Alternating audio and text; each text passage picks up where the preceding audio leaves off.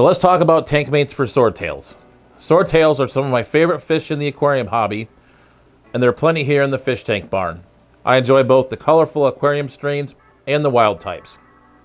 Before we get started, let's talk about what to look for a good tank mate for your swordtails.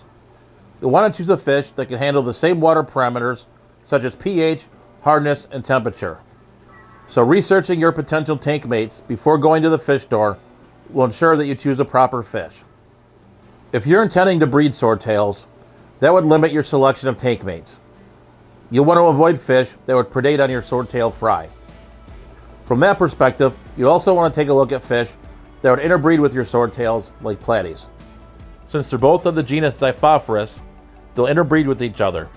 In fact, the aquarium strains of swordtails you see today were made by crossing them with platies.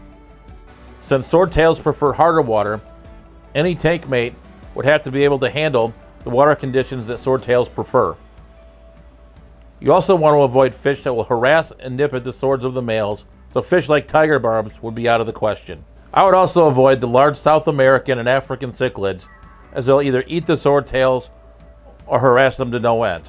So one of my favorite tank mates for swordtails are the plecos. I would highly recommend the bristlenose pleco. These fish spend their time scrounging around the bottom looking for tiny morsels of food. These fish mainly keep to the bottom of the aquarium and don't directly compete in the same water column as swordtails.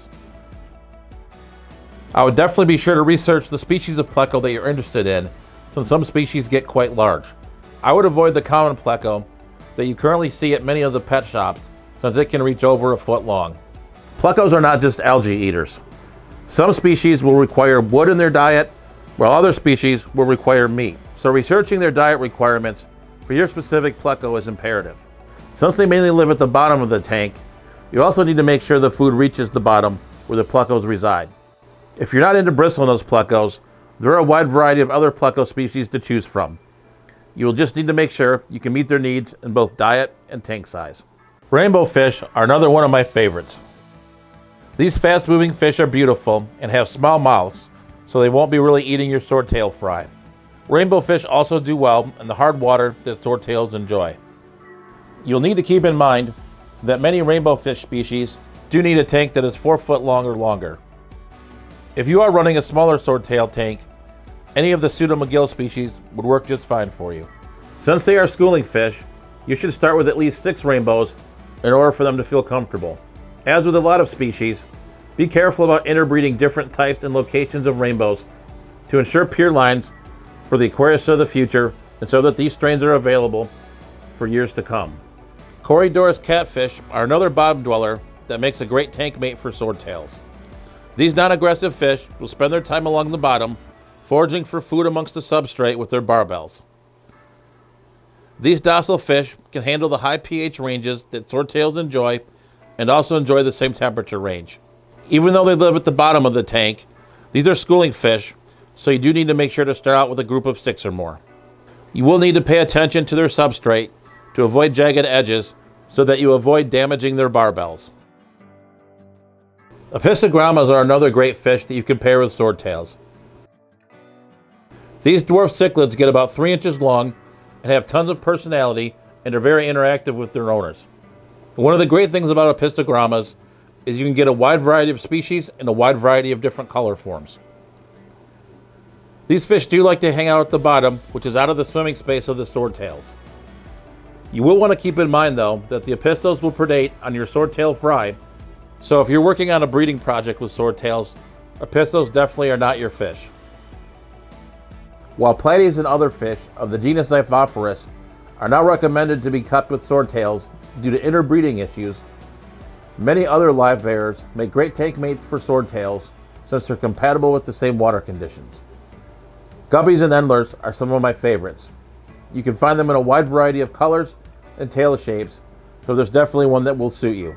Since some swordtails can be fry eaters, there is definitely a risk that you would not produce the number of fry from the other live-bearing species as you would expect. If guppies and endlers aren't your thing, mollies would make a great substitution, being able to handle the same water conditions and commonly available in a wide variety of color forms and shapes. There are many great schooling fish that would do great with swordtails. Many of the smaller tetra species, like the cardinal or neon tetra, or ember tetras, would make great additions to your swordtail tank. Purchasing a large school of these fish would definitely make your swordtail tank pop. You do need to use some caution though, because some tetras can be fin nippers and would be nipping at the swords on your male swordtails.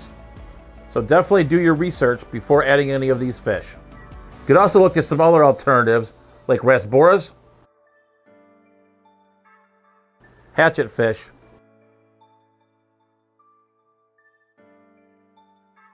and danios. If you do go with hatchetfish, you need to make sure to have a cover because hatchetfish like to jump. Angelfish are another great centerpiece fish that you can add to your swordtail community tank. Like many species on this list, they come in a wide variety of strains that you can choose from.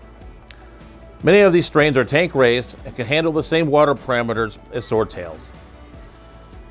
Also, swordtails can handle some aggression and hold their own with the angelfish. One thing you'll need to keep in mind is that you won't see many swordtail fry as they'll become snacks for the angelfish.